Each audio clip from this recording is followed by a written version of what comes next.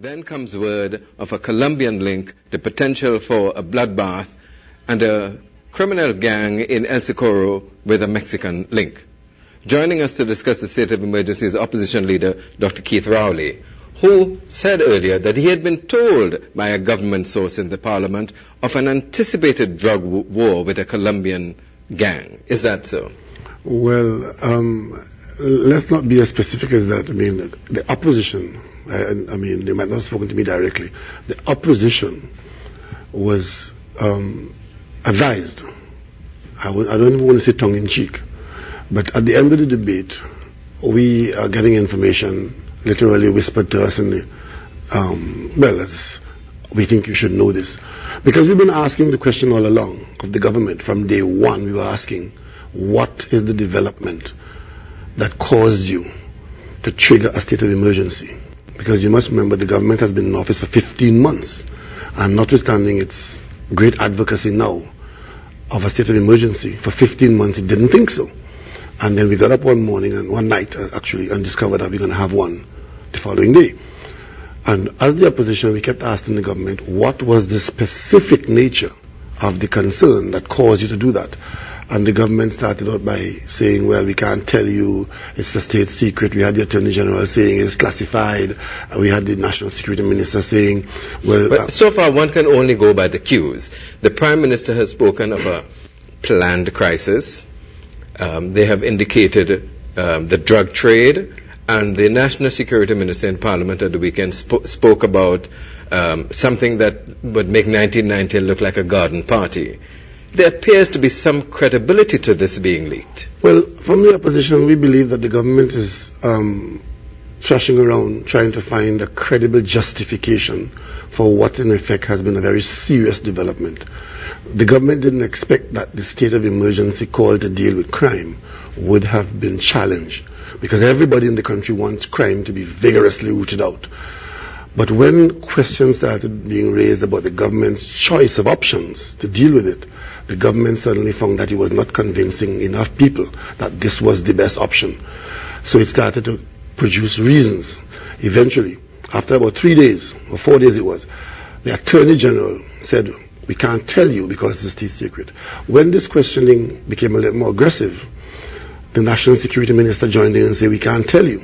And then the Prime Minister said, it's nothing specific. It's the general state of criminal conduct in the country. And that then put the lie to what the National Security Minister and the AG were saying.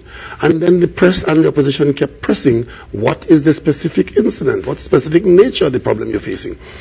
And then they were told, we're going to Parliament on Friday. All will be revealed in the Parliament. So we waited. Comes the Parliament debate. The National Security Minister opens the debate to reveal all and says to us, what we have averted is a situation that would have made 1990 look like a garden party. You must remember, 1990, you had a group of insurrectionists, a large group, blow up the police headquarters, kill policemen, take over the Parliament, shoot an MP to death, shoot the Prime Minister, held hostages for days. Port of Spain was looted. TTT was under a hostage situation for days. The National Security Minister on Friday morning told the country that what they were dealing with was a specific situation which would have made 1990 look like a garden party. So what the government has admitted to the end, different to the Prime Minister's comment. The Prime Minister said it was nothing specific, it was general criminality that was a spike in the crime situation. The National Security Minister points to a very specific problem that they averted. When the debate was over, government spokespersons, in trying to mute the opposition, to prevent us from pressing this point about what was the specific thing you were dealing with, tried to feed into our ear that it was some Colombian gang that sent the cocaine through Trinidad and Tobago that was intercepted at Piaco, and it should have been handled by a local gang, and the local gang allowed it to be intercepted. So the Colombian gang is going to come to kill the Trinidad gang. And it is that which caused the government to declare state of emergency. Now, we're saying we don't believe that. We think it's Dr. Rowley, are you being unfairly skeptical just because you're opposition leader? No, because the government has been lying to us consistently. And this last story Right? Well, has it been lying or has it not been sharing all the truth? We are satisfied that the government is engaged in public relations gimmickry on a serious matter and has not been level with the population. Why would the government choose to embark on public relations gimmicks and take such a strong action as a state of emergency? Because the government believes that it's all about political survival and political domination. If the government had come straight out and tell us exactly what the situation was, there would have been no persistent questioning of the matter. But clearly, no two government spokespersons were saying the same thing. How could you tell me? Let me rephrase that. You cannot deny that the Prime Minister said it is nothing specific. It is the spike in the criminal situation. And of course, Arima and the killings in Arima were followed within 48 hours by the emergency. The Prime Minister said it was a spike in the situation. The National Security Minister said it was a situation that could make 1990 look like a garden party. And the Attorney General said, we can't tell you, it is classified and it could have international ramifications with other countries. And then they come and feed us this cock and bull story about a Colombian gang and a Trinidad gang. And I'm saying, if the government did in fact have that kind of information, didn't you have enough information to identify the Trinidad gang? Have you heard them telling us that they held any Trinidad gang leader in this situation?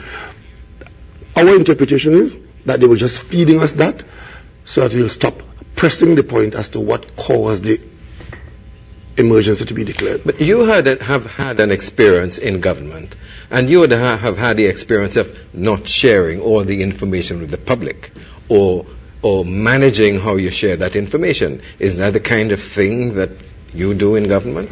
Governments usually like to not share information as willingly as it should. I accept that. A government would like to control the situation, and so I accept that. But I am going by what has been shared.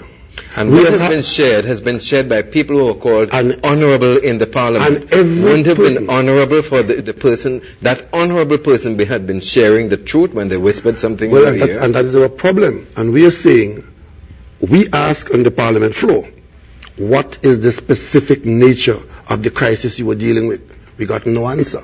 As a matter of fact, we pressed that point very hard and expected in the final analysis that the winding up in my family and my constituents and the country, the government must do that. It's a duty. And as a matter of fact, if you go back, when the killings took place in Arima on Thursday the 18th, on the Saturday I made a public statement saying that the opposition is prepared to meet with the government to discuss a response, and we stand ready to support the government in any legal measure. But the AG said he had written you about murders and so on, and you never replied. I'll come to that. I'll come to that. That was the Saturday. Here was the opposition recognizing that the government has to do something. The government can't just sit back and let this continue or go in that direction. Sunday, we got a state of emergency. Right? All we are saying, we question the option the government chose to respond. We are never saying that the government shouldn't respond. We are not saying that the government shouldn't fight crime vigorously. What we have been engaging is the option. And we have a duty to let the government explain to the country the nature of the option, the choice of the option, and the effect of the option. And in so doing, the government started telling us untruths and Nancy stories until it get after 2 weeks. At the end of almost 2 weeks, we get this story about a Colombian gang and a Venezuelan and a Trinidad gang. Now, if that is true, let's examine it. It would have meant that the government of Trinidad and Tobago has declared a state of emergency to inconvenience the vast majority of law-abiding citizens, as we are in this country, because the minister himself said it's only 0.003% involved in crime. A state of emergency to deal with a gang. You said El Socorro, I didn't hear, I don't know where it was, because I had no information like that. A gang in one area in Trinidad and Tobago, and some nameless, faceless gang from Colombia, and this sovereign state, this independent state, with a serious national security machinery, end up with a state of emergency. Dr. Rowley, clearly there are more questions and more answers. Clearly. You're viewing the TV6 News.